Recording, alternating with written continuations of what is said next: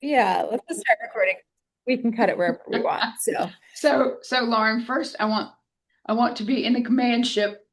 I we're always wanted to be with Dr. Sulu and I wanted to warp speed and stuff. Okay, I'm taking that down. and now you're coming to us from Cary, North Carolina, home. From my home where I teach most programs. Mm. Well, okay, so we are doing a overall about you. We want to, it's been a while. It's been 6 years since a previous introduction around who you are, what you've created, coaching in healthcare, why it's important right now. Excuse me. And so, yeah, what is most important right now? What's most important for you right now? Well, I have a new grandbaby. Yes. Um, so one of the things that we put a stake in the ground in 2013 around was coaching in healthcare. We had done a lot of work in pharmaceuticals, as you know, for years before, and life sciences. We live in the Research Triangle Park, North Carolina, and so we have clinical trial organizations, we have CROs, right, research organizations. We have a lot that goes into healthcare here. We have 66 colleges and universities in a 4 county area. I mean, it's really a hotbed of learning and discovery. So, for that reason, we had done a lot of work in the life sciences space. And that took us around the world in working for large organizations. We've worked for GSK and Sanofi and a lot of pharmaceutical companies. And then in one of those initiatives, we were training change agents, Sanofi, and this is 2012, to go out and run listening sessions on one of our change platforms based in coaching. And they did, and we helped them really gear up to coach 90 teams over a year and a half. So we simultaneously coached 60 teams to address an employee engagement survey issue that had everything at a, kind of a 60% range when the rest of the world for Sanofi was in the 90% range. And so in one year, through our coaching work, we were able to help accelerate their engagement scores from 61.4 to 90.4, so almost 30 points. And we did that primarily by engaging the hearts and minds of the people who were leading the organization and really having them become listeners to the heartbeat of what was going on with the people and to change the water cooler conversation in the first 90 days from I can't to we can as they merged 5 companies into this one big one. And that set us on a course, Lauren, for working in medical systems, working in academic systems, because that was the latest adapting industry for us, right? We've worked in high tech, we've worked in professional sports, we have worked in telecommunications, we have worked in a lot of early adapting business, but healthcare was still late adapting, and God knows we love a challenge. So, so we basically set up a program when the change agent said, we don't want to go to this school and these high profile universities. We want to study with you. And I said, well, okay. So we built a program for them. And we Mm. made the program something we would have wanted to attend. And that has served us because it is a rich program that's unique in its offerings, in that we go into archetypal behaviors and around who we are. We go into um, not only that language, but the language of elevating consciousness. So we're studying things, always studying and pushing the edges around what's new in leadership development, but really what's new with humanity as we face, and I'm not going to say unprecedented challenges because I'm tired of cliches, but as we face a new frontier that I think we have the unique opportunity to help reframe and set the stage for how it's going to be different going forward. So that's what we're up to, is really what is the most unique contribution we can make right now? What field hasn't been served that's really in need? And I love working for those who care most for who we are as, as human beings and what's possible for us, and medicine has been on the cutting edge of that. So it's a blending of both coaching always had a spiritual component and was based in a spiritual and evolutionary conversation. It's sort of a blending of all of that into a space that really needs it. So needs it. When you share about, you and we are bringing this to the forefront in medicine, who's the we? Who are we working with? Yeah. So we're working with forward-thinking companies. First, we're working with a lot of university-based schools of medicine from coast to coast in the U.S., and we've had some in Canada, and we've had interest in other places as these schools begin to build bridges across the oceans. So we are pushing it, not really. We are pulling it into organizations that want to set up a culture of coaching, and they are just beginning to understand how to do that. So there are a lot of people who do coaching who are vying for attention. Let's do our program, let's do our program, let's do our program. And what we love to create is their program. What is it going to look like? Where is it going to be easiest to have people adapt? What is the biggest need right now? Let's start there. Let's pilot a program. Let's have you build it into something that you own, that you can really invite people to participate in and continue, you know, going forward. Okay, how are we doing? I'm just going to stop for a minute because we've been spitballing stuff, but what do you want to back up and make sure we capture, and let's redo it, record. Yeah. One thing it kept kind of coming to mind as you were talking was just around, because I know this started as you and Barry, and then would you want to do a piece on who the faculty is, like how the school has grown and who is teaching alongside you guys now? Just Yeah, but yeah, and Christine's just sent me a note and wants to jump in and help us figure this out. So oh, okay. I think I'll just pause. All right. So we're here with DJ Mitch, who is the founder and CEO of Pyramid Resource Group and the Healthcare Coaching Institute. And pause recording. Where did my bio go? Go. There it is. There it is. Okay. Okay. Restart. So DJ is a pioneering force in executive coaching, often described as a unicorn in her field. After a distinguished two-decade career in executive broadcast management, where she was one of the few female executives at the time, she co-founded the Pyramid Resource Group in 1994 with her partner, Barry. Recognizing the potential of coaching early on, DJ launched the first corporate coaching company in the US and played a key role in shaping the ICF International Coaching Federation, serving on its founding board for 6 formative years. This is quite the impressive runway for being in the coaching space, building a coaching school. Um, yeah, tell us a little bit more about that. so my belief is that we all have a symbolic calling in our lives, and this has been one of the most significant things that I can imagine doing, which was to help coaching become not only a profession or an industry that is becoming a profession, but a global way of communicating through curiosity and really the notion of rehumanizing what it is to lead and to be a global citizen. And I love playing in that field, right? It makes me happy to be in conversations with really bright people.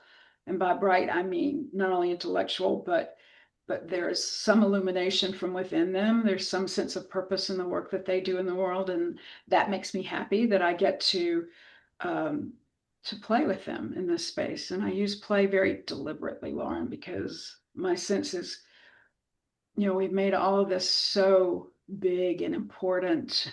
When I say all the leadership stuff, all the money that's spent in the development around this, and when I break it down in my own thinking, meditations, connections, with the wonderful gurus that I am in partnership with, who translate not only the world of spirit, but the world of business, and, are gurus in many, many ways, thought leaders in many ways, that we really are designed to play, to create together, and to be in connected conversations instead of it being something that feels like, top down leadership is important, but everybody else isn't. Everybody's leading themselves. And that's one of the reasons coaches came into the space. Coaching came into the space. So I'll stop there and see what other questions that raised for you. But for me, it is a calling. Coaching is a calling. Yeah. Yeah, and that is so clear.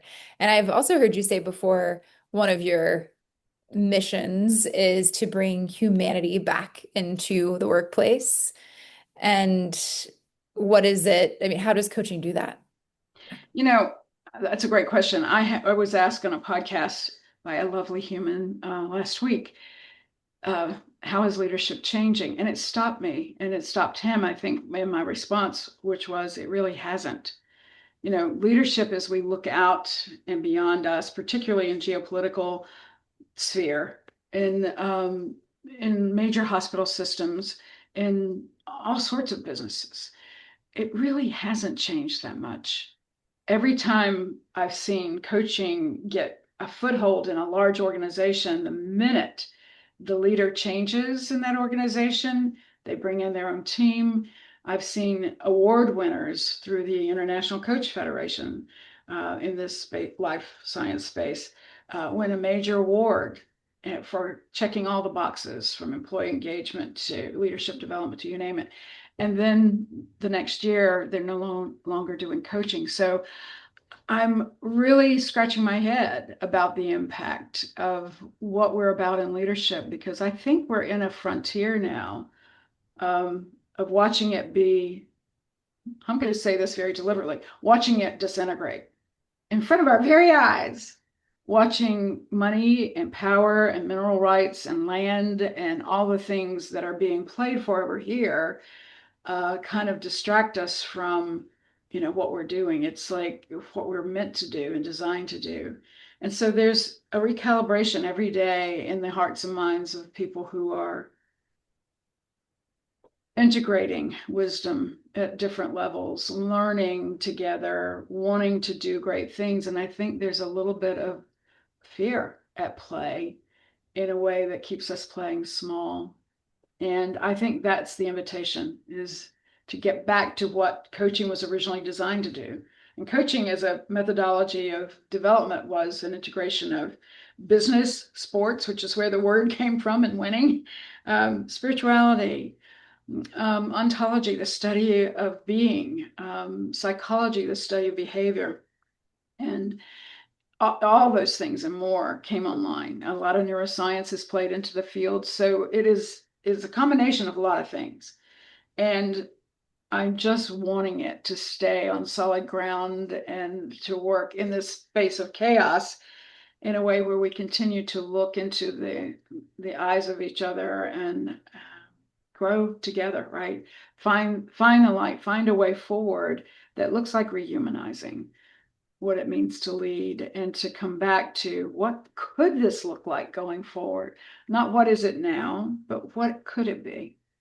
And I think that's worth playing at a long time, for a long time to come. Yeah, yeah. Well, hearing you say leadership hasn't changed too much. You've been in this game a long time. You've seen, what leadership looks like and how I hear you saying a little bit coaching also has evolved, but we also need to understand its roots and get back to kind of the some of the basic foundational elements of coaching, right? Yeah. Yeah. Well, and we have two core beliefs in the company. So in the Pyramid Resource Group, we have a core belief that the best coaching will convey to leaders who become curious and ask, what can we imagine together, right? And that becomes their platform. They ask more, they're curious more than they are telling or advising or saying, do it my way, right? So I think that curiosity, if we can see just one idea, be curious, my friends. So that's one of the things. And then the other thing that we do is we teach leaders to be coaches themselves. So there is coach training that's ongoing in anything that we do, anything that I do. Even if a leader hires me to come in and work with their company one on one, they always have a team, and it always becomes something around the team and around their organization that needs a lift. And so not only am I working with them, I'm also teaching them and their team and how to become great with people. And I think that's pretty much the core of it. Yeah. Okay, one more question around who you're working with is I know you've worked in a lot of different spaces, but primarily the work is really focused on coaching in healthcare, right? And so what makes healthcare different or what makes it need even kind of more of this work at this time? Yeah, I love that question. And one of the things that we ask our students who, in our Healthcare Coaching Institute, who come from the background of hospital systems and academic medicine primarily, but all sorts of other places, clinical research organizations, et cetera, is that when we ask them, tell us what's going on in healthcare, what we hear listed is the pain. What is missing is the innovation and the possibility that it is, and the healing that happens in the space of healthcare. And so, as our health goes, right, uh, so do we. And you and I have both studied together, folks. This is Lauren, and one of the things that Lauren and I have studied together is alternative healing methods, um, and all of it works together. And so, I think the same thing's true about leadership development in this space and why this space. Late adapting, everybody needs to learn to be good with each other. In this matrixed environment, what we're seeing is people are burning out, and that's been a big conversation for a long time. And coaching can help them find agency and find their center and get into ownership of their careers in a different way. And there's a career extension that's happening. People who get into coaching will see a way to give back and perhaps mentor residents or mentor in the space of the innovative, STEM cell therapy, working with chief medical officers who are becoming CEOs, which is a lot of the work that I've done. So there are so many new avenues in healthcare that touch every corner of everybody else's work. And for that reason, I think it's central to what's needed right now. It touches the mental, it touches the physical, it touches the emotional, and it touches the spiritual well-being. And people feel that who are coming through the programs, Yeah. and many of them being in the healthcare space, right? So, students, and one of the students who just graduated recently, just to share a few words that he left with us is I can't imagine a safer or more transformative space in which to learn. Through expert instruction and collaboration, HCI provides a comprehensive pathway to both coaching competency and self-discovery. Is that kind of Yes. encapsulate a lot of what Yes. we're experiencing coming through HCI. Yes, leave it to them to make it succinct. Yes, that's exactly what we do. We create a safe space. They have charter agreements. They come with their real, when they come to the school, especially, they come with their real challenges. And there are a lot of them. And a lot of them will make decisions to look at their careers in a fully different way. And I'm talking cardiothoracic surgeons, cardiologists, people who are beginning to publish books, who are looking at the give back for the, don't want to stop my career. The organization still needs me, but maybe I'll reduce my time and I'll look at bringing coaching in to the arena where things matter and where we need to be using this technology of development. So I love the way he said it, Dr. Cohen. Me too. And I've just seen in the year I've been working with you all, so many just personal like sentiments that are just like this. And each is unique in its own way because they're using what they're learning to take them to their next phase in life. Yeah, But there is a commonality in them too that it is transformative for yeah, people. Yeah. yeah. And, as a coach yourself, what are you being called to right now? What's transforming in your Oh, life? yeah. What's going on There's there? always the what's next question. I would say that to anybody who's watching this is that if you're in a what's next question and you haven't figured it out, it's just the way it's going to be forever. Everybody does that. But what I would invite is the what's now, right? What's right now? And for me, the what's right now is to make sure that this program is built in a way that stands alone without me doing everything, and we're there. We have an amazing director of training in Janet Crawford, who was the foremost female in Humana Health Systems years ago, became a coach about 16 years ago, and she really is dedicated to making sure that we've done everything we need to do to grow into this space. We have faculty that comes out of medicine. So we've had people who go through our program who become faculty. From Carillion Systems, Dr. Mark Grindelwald, from Atrium, now part of an advocate system, Dr. Del Waxman, Jim Birchfield, who worked with Deepak Chopra for years and for about 7 formative years in his business. When you look at the faculty lineup that we have, it's like, wow.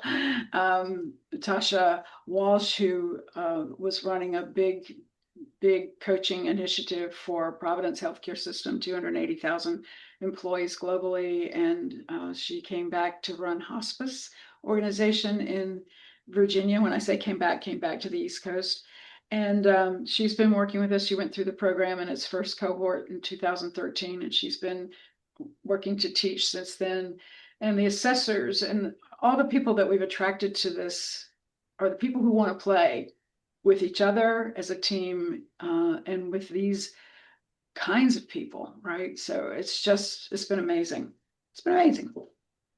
It So is, that's it one is. thing. The other thing that's true for me is that I'm finishing up the Team Advantage book, which is something that I teach globally, and we certify coaches in. So that's very close now. We have got the art for the cover, and we've got the first draft of the book that's just being massaged, and so that's coming online. I'm also working on 33 sessions with the Wisdom Keepers, which I am excited about putting forward within a very short period of time.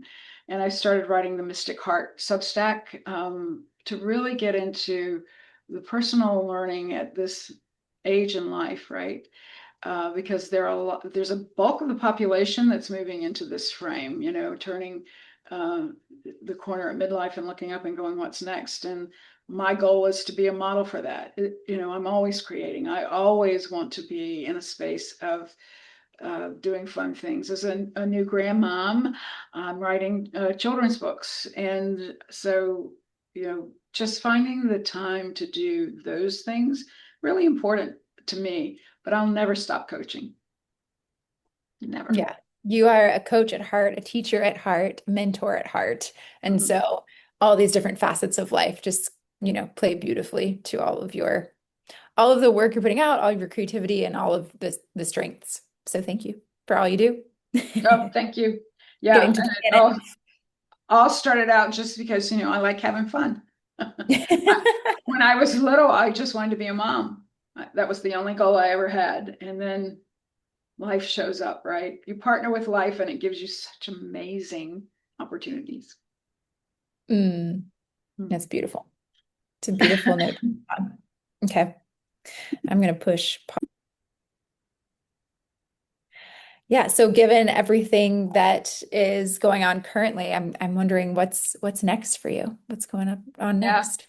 I love that question. As you know, that's what everybody asks, particularly when they come to coaching. Everybody wants to talk about what's next. And for me, coaching is always going to be the what's now and what's next, being in a conversation. And it's always been that for me. Even when I was a little girl, people wanted to tell me their stuff, their secrets. They trusted me with that.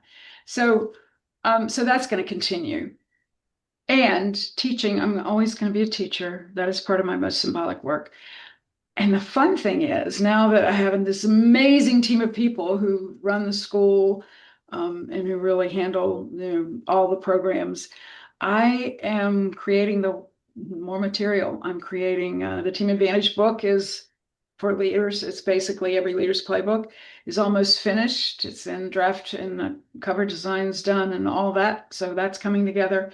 Um, I've got a baby granddaughter, so I've written some stories that I used to tell her mom and her uncle, our children when they were little to get them to go to sleep. One is the rainbow story.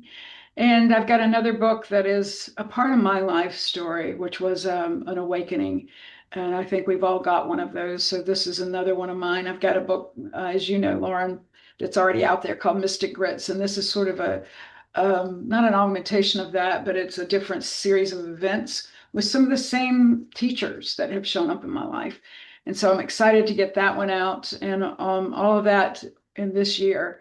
Um, so I'm busy. I'm busy with that. And I love the creations. I like to occasionally go inside. I think everybody likes to do that. Find my still point, look at what's happening in the world and what is needed from me in this space that maybe hasn't been fully online yet. So I guess I would leave all of the people who are watching this with that question. What's coming more fully into focus for you, right? For all of you. And what could a coach do to help you accelerate that focus and move into including coaching skills if that's what you need, or maybe a leap of faith, or maybe just not just, but a career extension that would include something that has been an avocation for you that you want to make into a vocation. I'm seeing a lot of people, not only in transitions, but in big transformation. And I think I'm there too. And so I'm celebrating that and I'm finding quiet space. Oh, beautiful. Thank you. Thank you.